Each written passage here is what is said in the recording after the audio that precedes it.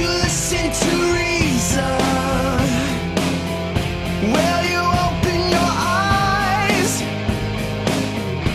It's a wonder what you'll find with an open mind. You may be surprised. Peter in Colonia, how are you? I'm pretty good. How you guys doing? Pretty good. Hi, I'm an atheist, and I really like the show. Wanted to thank you guys for putting it on. Thanks so much. Yeah, my question was on the topic of objective morality. Mm-hmm. I've never really heard a good definition of it. My understanding of it seems to be that if something is objectively wrong, then it should be wrong from all reference frames. No, that's not how I would use it. Then please give me yours. Well, actually, we're not going to have time in the show. If you Google for superiority of secular morality, you'll find a video online of a talk that I gave for a couple years. The nuts and bolts of it are that what we mean by morality. I'd also recommend Sam Harris's book, The Moral Landscape, which says a lot of the same things that I've been saying. But the nuts and bolts of it are that morality, if it means anything, it's about the well-being of thinking creatures, and that's how Sam puts this. And so as physical beings in a physical universe, our actions have consequences that are dictated by physical laws. They are not merely products of our mind. If I punch Russell in the face, that's all determined by the laws of physics in the physical reality. And I don't like this metaphor. I know. And but the result of that is harm. Now, you can have conversations about, well, why do we care about avoiding harm and why do we care about well-being? And I don't care a rip for those discussions because I'm already fine with saying that when we talk about morality, we are already conceding that we have a concern about well-being. If the only objection is why do we care about well-being versus not, the answer is that we do. We are the products of beings who cared about that because the ones who didn't care about it died off. Right.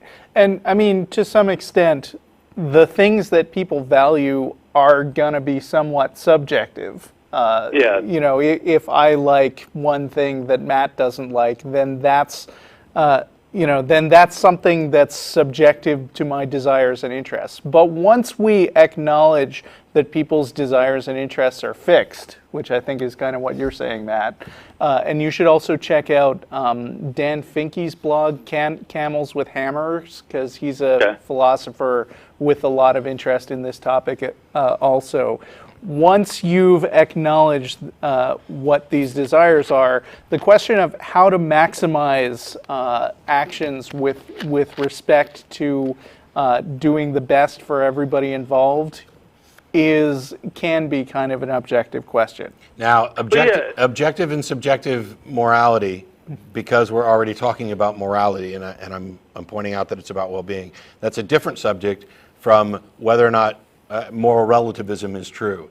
And I reject moral relativism. Moral relativism is the idea that something is or isn't moral because a culture or society declares it to be so. And that puts you in this position where you're saying there are no moral truths, there are only moral opinions.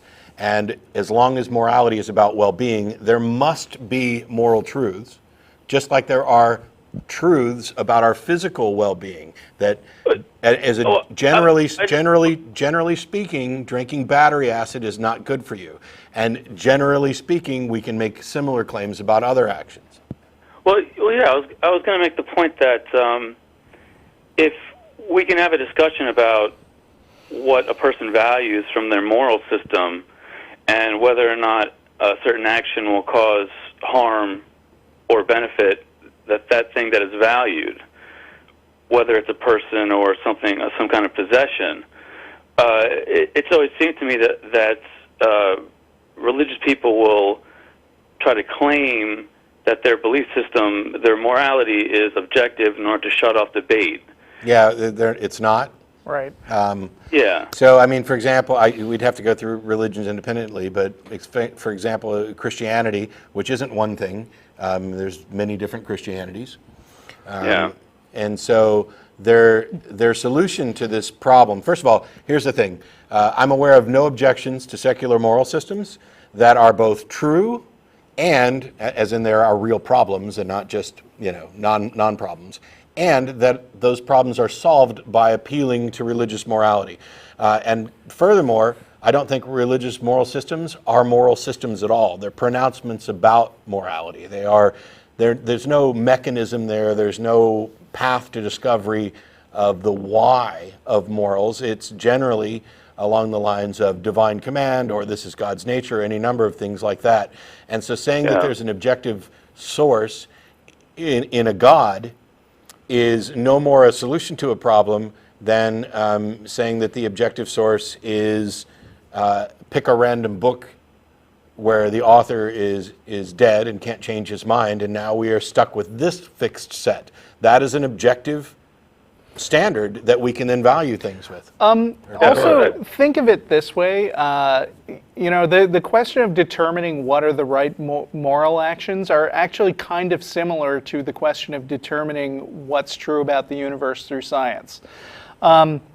The universe exists outside of us, and it does what it does independent of what we think about it. But as I've been saying, our knowledge about what's true isn't very good, and so it's our job not to make stuff up that makes us feel comfortable, but to actually observe things and figure out what's actually true in the universe. Similarly, there can be an objective morality that's out there to be discovered, and yet coming up with some religious proclamation that, I absolutely know what it is, and therefore no further thought about it is necessary, that doesn't solve the problem. It just gives you a convenient illusion of knowledge of absolute morality. It seems like Christians will oftentimes claim objective morality because the entity enforcing it is omnipotent. Right. As if the power of the person distributing the justice makes it moral. Their system doesn't distribute justice anyway. One of the objections that I get from Christians quite often is that, under your system, Matt, somebody could slaughter an entire family, and as long as we don't actually catch them, they're never going to get punished.